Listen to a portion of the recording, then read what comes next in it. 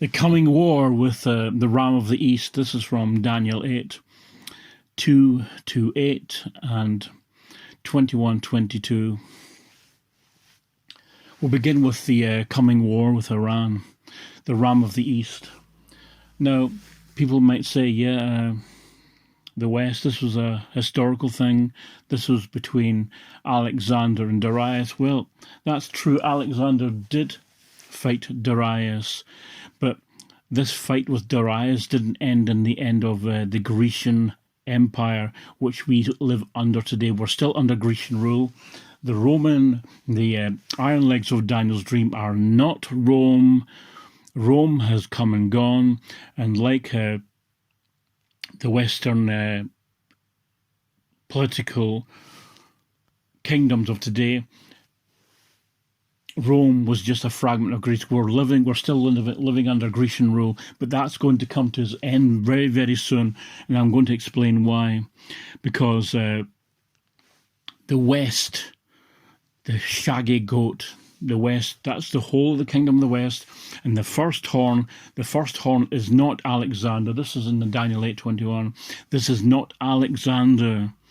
This is the first, the foremost, or the prominent leader who will lead that coalition to go to war with the Ram of the East, which is this ram. It has two horns, one's longer than the other. The longest one is Iran and the shortest one is Iraq. And this shorter horn is the deposed regime of Saddam Hussein, the weakened regime. But the stronger of the two, the longer of the two, is Iran. And we must remember that Persia of ancient times was made up of Iran, Iraq, Pakistan, and Afghanistan. So sometime soon we can see since the past year that this tension has been building up between the West and the Ram of the East, Iran and Persia. There's been this to and fro in this war by proxy. One strikes one and one strikes the other. We've seen it last week with Biden striking Assyria. Now, remember this really carefully, Assyria. Watch this very, very carefully. I'm going to come back to this. We see Biden striking Syria, and then we see Iran lobbing missiles into the Saudi Arabian oil fields just 2 nights ago. And then we have the General Chief of Staff 2 nights ago saying that he's going to raze Israel to the ground. Now that soon we know that this Ram of the East, this joint kingdom, Iran and Iraq, they're going to join together and they're going to invade the Middle East. They're going to go northward, southward, and eastward in their own region. And they'll prove to be so strong that no one will be able to stand against them in that region.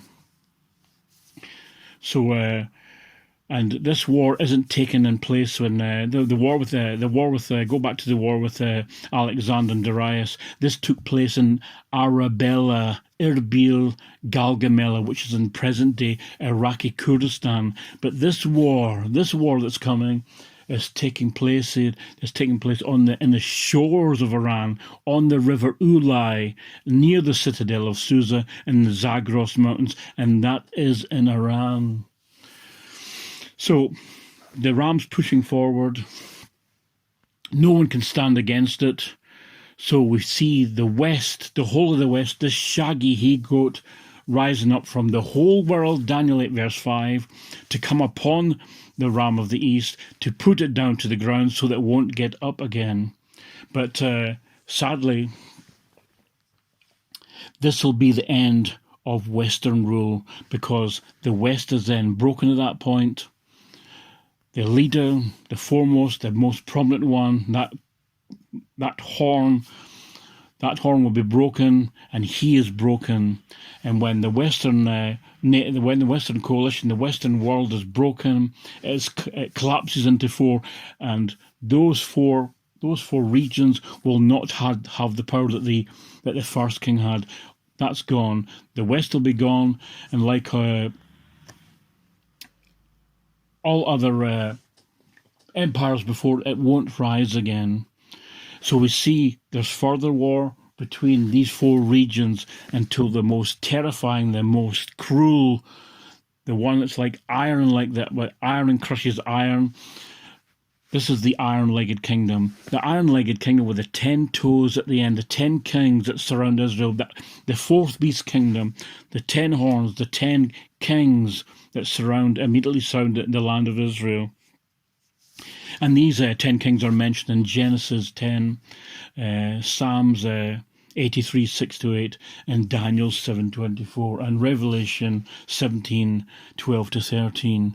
This is a Middle Eastern venture. It's all about what's happening in the Middle East. It's got nothing to do with us whatsoever. We're not in the end time. You're not going to be raptured out. There's no pre, there's no mid, there's no post-tribulation rapture, so forget that straight away. We're not in the end time. We're only coming to the end of Western rule. That's what's happening today. And we can see now the West is losing its grip on power now. It's trying to hold on to it desperately, but it's going to lose it.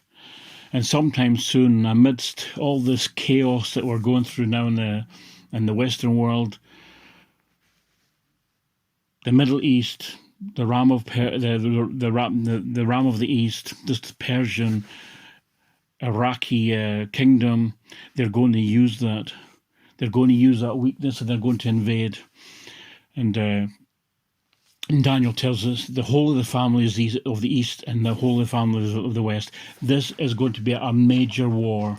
This is going to be a world war. We don't know what kind of war it's going to be, but it's going to be major. And this war is so big that it will break the Western rule. It finishes it totally. And after this, when this iron-legged kingdom rises, this is a kingdom divided between Assyria and Egypt. And the strongest of these are is the Assyrian, the king of Assyria. He's called the hammer of God, the rod of God, and he's going to punish the earth and he's going to punish Israel. And soon you'll see that, according to Jeremiah, that the nations, all those people who had loved Israel and supported it, they will turn their backs on Israel, and God will turn his back on Israel, and Israel will be at the mercy of the king of Assyria, the king of Egypt, for 70 years until he faces everlasting destruction. This is Jeremiah 25, 12-13. And at the end of that period, when Israel's been destroyed, the Assyrian king has come to his end. Israel, who is in exile, will return to the land of Israel, and God, Yahweh, Jehovah, Asher, whatever you want to call him, he becomes their God, and they become his people. He pours out his spirit upon them.